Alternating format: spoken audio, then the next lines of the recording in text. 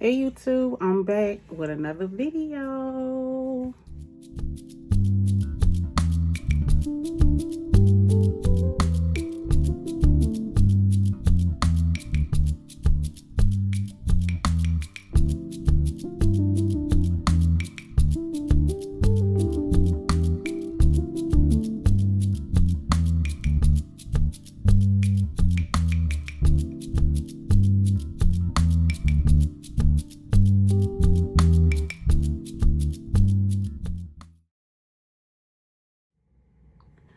Okay, so this one is a story time that I really debated on sharing with everybody because it's still very sensitive. It's still very much a sensitive topic for my family and myself.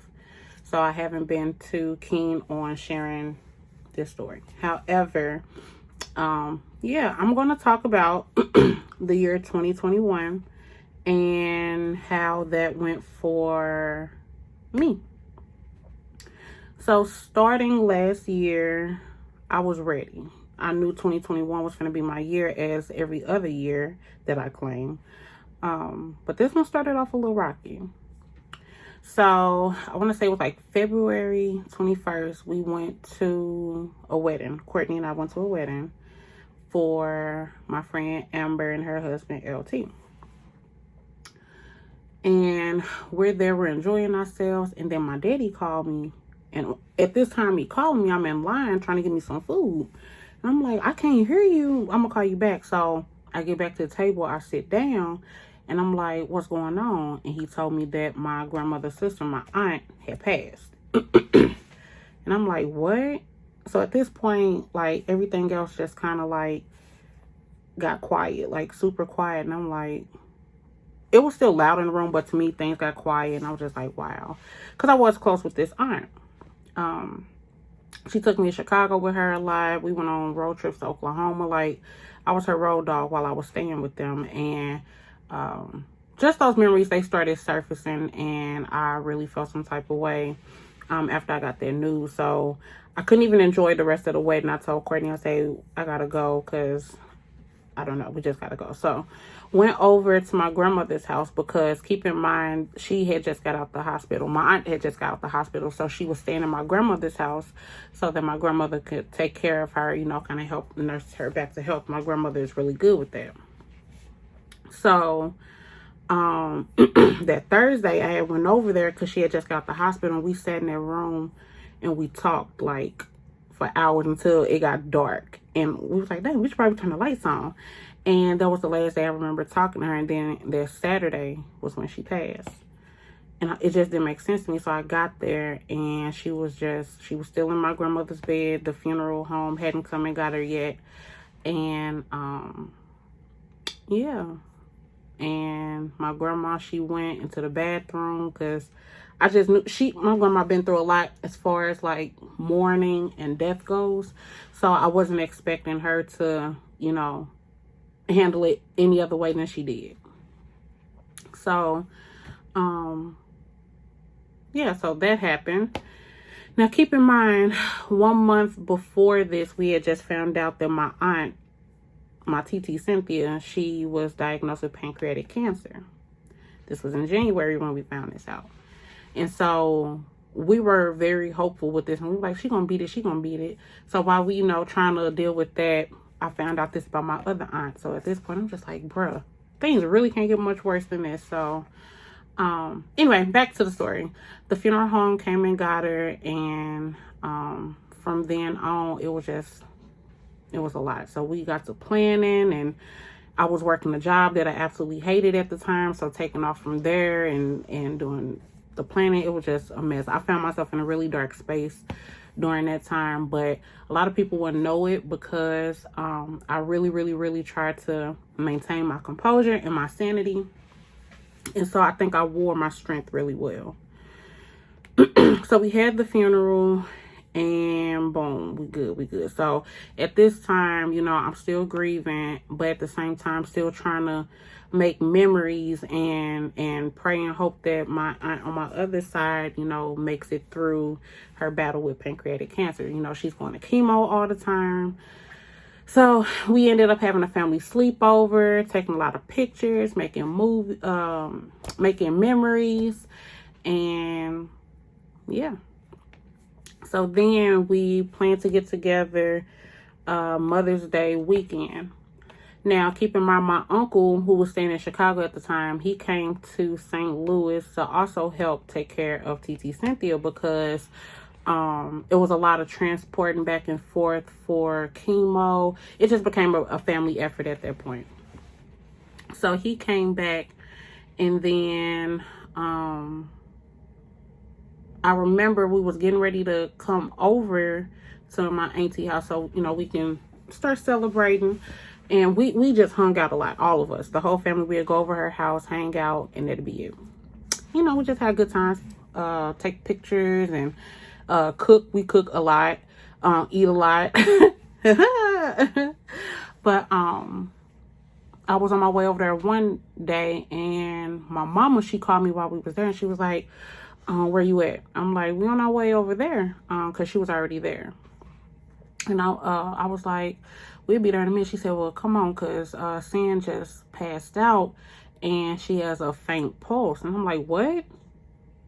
How? So we get there, and it's ambulances and all kind of stuff. Come to find out, she had a heart attack. And she had been in like a medically induced coma for a minute. And we were just like, bruh, what the hell is going on? So boom, fast forward. More family come in from Chicago because they were supposed to come in the following day, but they was just like, they dropped everything. They came in that day. So after that, they came in and everybody was kind of like taking turns going up to the hospital or whatever. And then the next day, my uncle, he was having so the uncle that came from Chicago, he was there and he was just like, I'm not feeling good. He was sweating and he just wasn't feeling right. So we called the ambulance. So the ambulance came and they was like, Mom, we at this house yesterday. We was like, yeah, you took our aunt to the hospital because she had a heart attack. So they did some tests on him and they was monitoring him. And they was like, well, your heart levels are showing heart attack levels even though you haven't had one. So we're going to go ahead and take you. So they took him to the hospital. So at this point, both my auntie and my uncle are at the same hospital dealing with heart issues. One is in a medically induced coma. The other one is just waiting to go home. So the next day, they released him that morning. And I remember we went over there and I was like, Uncle Bubble, do we need to fight? He was like, no, I ain't trying to fight. I said, okay then, we gonna have to get this health in check. For real. So, boom, we good. Then, the next day, we was heading back over to my auntie house again, because at this point we all huddling around each other, praying and hoping that, Auntie Cynthia wake up, that she, end up feeling better. And then, so we was on our way to just go hang out with the family, basically. And as we on the way, me and Courtney on the way over there, my cousin Nicole called me. And she was like, girl, we got another episode over here. Uncle Bubble done passed out. I'm like, what? What you mean he passed out? So we get there, and when I say it was the exact same scene that it was when we walked in on Auntie Cynthia, the same ambulance, everything, and he was laying on the floor. And apparently what happened, apparently what happened was he was in the bathroom, he came out, kind of fell, probably a heart attack. I'm not sure if that's what it was. And so they was in there working on him. They had this machine on him, and it was just in there, kind of pumping his chest. So my cousin, Jalen, which is my Uncle Bubble's son, I'm trying to call him. Whole time I'm trying to call him, and phone ain't going through. I'm like, what the hell is happening? So then, I'm asking, anybody call Jalen? And they're like, nah, tell me why Jalen popped up out of nowhere. And so he saw the ambulances outside, and he ran into my mama. He like, what's up, TT? And he was like, well, who is it this time? She was like, your daddy. And so he popped in. Come to find out later on down the line, he just had that feeling that he should have been there. So he showed up. Right?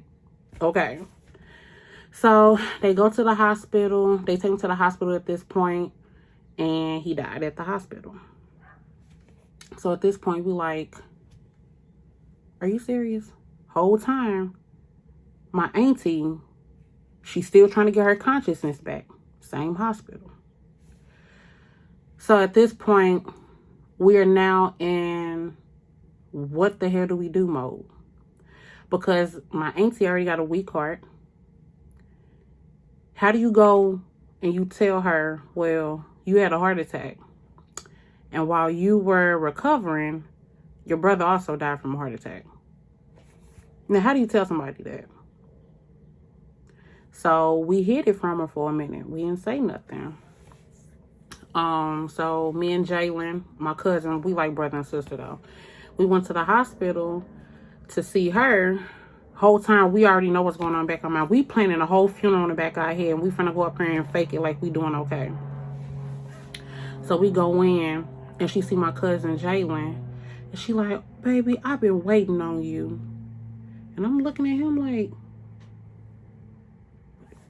you know, we kind of made eye contact, and you know, we in there, we talking to her, and she could see on everybody's face though that it was something. That was really like a really, really hard time. But anywho, we ended up having a funeral. She didn't know. And it was hurtful because she's one of the people in the family who plans all of that stuff. You know what I'm saying? So it was kind of hard to do that without her, but we ended up having a funeral.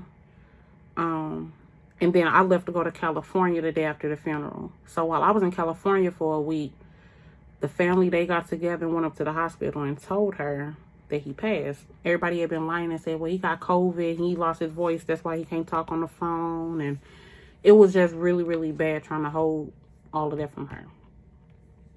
So she finally got out of the hospital. She was doing so much better. She was progressing.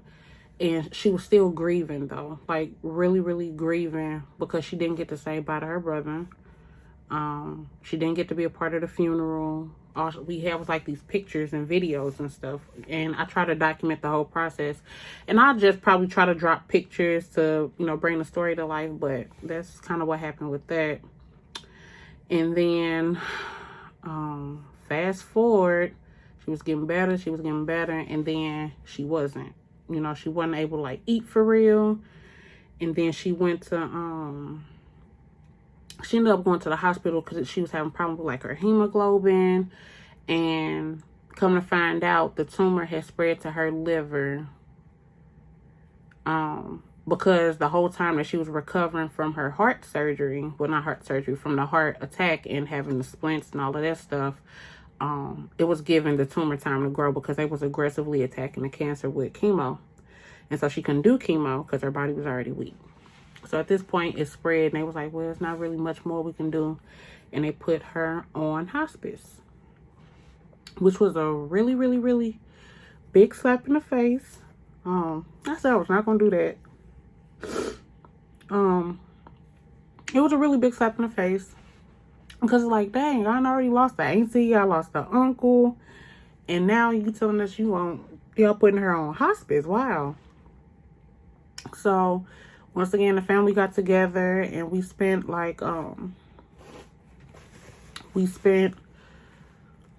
Thanksgiving together, and I'm gonna add a picture of her cooking her greens. That was one of the last pictures I got of her.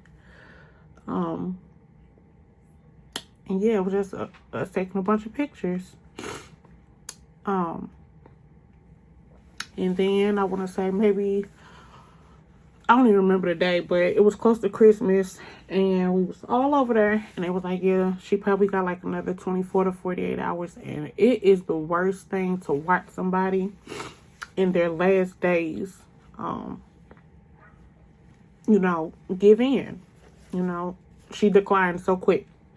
You know, we went from maybe a month before, they're talking about You know, you probably still got another 5 to 10 years, TT. You're going to be all right. You're going to be all right. To her having maybe about a week. So, the day that we got the call that she wasn't going to probably last throughout the night, I went over there and I just kind of planned to stay. And so I walked in and she was just kind of breathing heavy. Her eyes was kind of open, kind of not. And I saw that her contact lens was getting ready to kind of like pop out her eye. So I took it out and I put some eye drops in her eye. And she just, like that, the contact lens was bothering her. So we turned on Little House on the Prairie. Now, everybody know I will go over there and I will bother her because she will be watching Little House on the Prairie. Every time I go over there, I'm like, TT, stop watching this old ass show. But that was her show though. So we turned that on and Courtney, he sat on one side of the bed. I sat on the other side and just held her hand. And then we all kind of took turns. And then my mama and my other uncle, Uncle Rudy from the last video, they would go in. And we were just switching. They got my auntie Eileen on the phone. She's an auntie that stays in Chicago. And, you know, she was trying to talk to her, you know, let her hear her voice and let her know, you know, we love you. We know you got to move on and all of that. So at this point, we hungry. Nobody ate today. Nobody had no type of nourishment. So my mama, she went in the kitchen and I went and sat in the dining room for a moment. And she brought me a hot dog with some chips. And so, actually, no, Courtney made me a hot dog and chips. My mama was in there with Auntie Cynthia. She went to the bathroom. So I'm sitting there, I'm eating, trying to eat at least. And then my mama, she comes, she's like, hey, Tyra, come here. I'm like, okay. And I get there, and she's like, I don't think she's breathing. And I looked at her, and sure enough, she wasn't breathing no more. And so my Uncle Rudy, he went into panic mode, you know, so he tried to do CPR and we just all just looking and she was just so fragile and it was not a pain that I wish on nobody at all. So, all the rest of the family that weren't already there, they got there. We laid flowers on her bed next to her and then the funeral home came and got her. And that's how we lost a lot of family last year. And a lot of people like, you so strong and blah, blah, blah, blah, blah, blah, blah. Which doesn't come from it being a good thing. I think I'm kind of immune to it at this point because I had another year like this in 2015. Lost 4 family members back to back. So I'm used to it. It hurts, but I'm used to it. So, yeah, that's what happened. I know a lot of people was looking at my Facebook like, what are they going through? And I mean, it was a crazy year. It's a crazy year. And we've been trying to keep the family tight ever since. My grandmother had 11 kids and there's 5 of them left. Which is my mom, my Uncle Rudy, my Auntie Shirley, my Auntie Eileen, and my Uncle Greg. And even now, it's hard. Because now, I only got one uncle here in St. Louis on my mom's side. Yeah. So I said I just needed to get this story time off my chest because it's been a hell of an experience that I've been holding on to.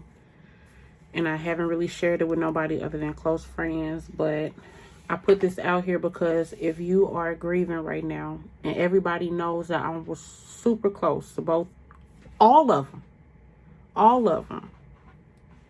My auntie, that was my second mom. We used to joke all the time, like, her daughter, my cousin Monique, we'd be like, yeah, I was supposed to be your daughter, and Monique was supposed to be my mama's daughter. And we used to make those jokes all the time. So, I don't know. Then my uncle, we was just, like, best buddies. We would go out, and people were like, are you his daughter? Because we got the same nose. I don't have my mama nose or my daddy nose, but I got my Uncle Bubble nose. And, I mean, I don't know. It's a part of life that I've come to understand. But sometimes knowing that doesn't make it hurt any less. So I'm putting this video out here because if you're grieving or you're going through loss that you're still struggling with, it's okay. You don't have to be okay right now. You don't have to be okay ever, for real. Nobody's expecting you to feel better overnight. And if they are, you need to drop that person because they clearly don't understand the grieving process. So keep praying. Seek solace in something that gives you peace. Find healthy coping skills. Find a good group of people to rally behind you, to give you encouragement, to let you know that things will be okay. That hurt will probably never go away, but it will lessen over time. Me personally, I'm still grieving. It still hurts. It still hurts just as much as it did the day they died. But I also learned I can't live in that. I can't. There's nothing else I can do. So I hope this didn't put y'all in no bad mood or in a bad spirit, but this video had to be done because it's a part of everything Tyra. I grieve and I have bad days too. So I love y'all. See y'all on the next video. Make sure you like, comment, share, and subscribe. Yeah, I'll see y'all on the next one. I got some good stuff coming up this weekend, so make sure y'all stay tuned. Make sure you share with somebody else. Tell them to subscribe. Let's see if we can get me to 100 subscribers by the end of April. And if so, I'll give away some of my melanin shirts. Picture here. I'll give away a couple of melanin shirts in preparation for Juneteenth. And yeah, I'll see y'all on the next one. Bye.